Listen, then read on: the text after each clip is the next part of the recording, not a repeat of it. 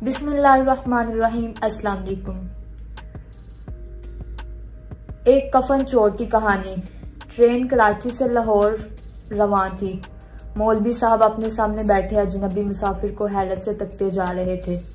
गाहे बगाहे मौलवी साहब ने देखा मुसलसल 10-11 घंटे गुजरने के बावजूद इस अजनबी मुसाफिर ने कुछ खाया पिया नहीं। बस चंद घंटों बाद अपनी उंगली मुंह में डालता और बच्चों की तरह चूसता।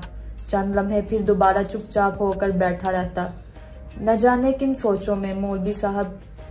इस वक्त हैरत की इंतहा न रही जब लाहौर आ गया और इस मुसाफिर ने कुछ ना खाया और ना पिया, इधर उधर स्टेशन पर बाहर ना निकला तो मौलवी साहब से मारे तजस्सुस के रहा ना गया। स्टेशन पर उतरते ही बोला, भाई साहब कराची से लाहौर आ गया, आपने ना कुछ खाया और ना पिया, क्या आपके पास पैसे नहीं या कोई और ऐसी वैसी बात है? अजनबी पहले तो मुस्कुराया, फिर मौलवी साहब का तजस्सुस हैरत परेशानी के मिले जुले तासरात देकर कहा, आओ वहाँ बैठते हैं, फिर बताता हूँ। करीब ही बेंच पर बैठकर अजनबी मुसाफिर ने एक दफ़ा फिर अपनी उंगली मुंह में डाली, उसे चूसा, फिर मौलवी साहब की तरफ देखकर मुस्कुराया और कहा, 3 साल पहले मैं कफन चोर हुआ करता था।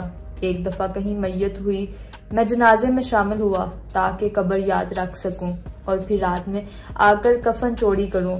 जैसे ही रात के 2 बजे मैंने अपनी मतलूबा कब्र पर पहुंचकर कब्र खोदी।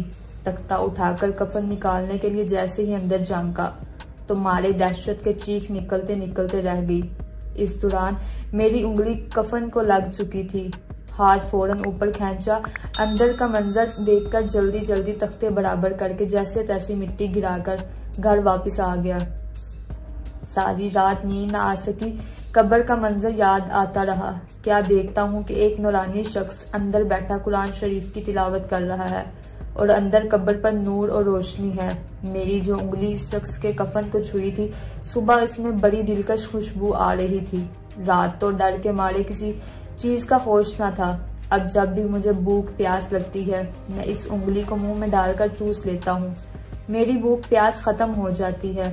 यह कमाल सिर्फ उस शख्स के कफन के छूने का था और उस शख्स के साथ वहाँ क्या मामलात होंगे और कितना खुश नसीब होगा, ये अल्लाह ही जाने।